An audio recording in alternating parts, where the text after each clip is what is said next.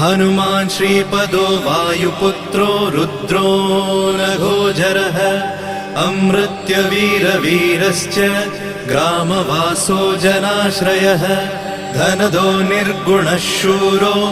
वीरो निधिपतिर्मुनिः पिङ्गाक्षो वरदो वाग्मी सीताशोकविनाशकः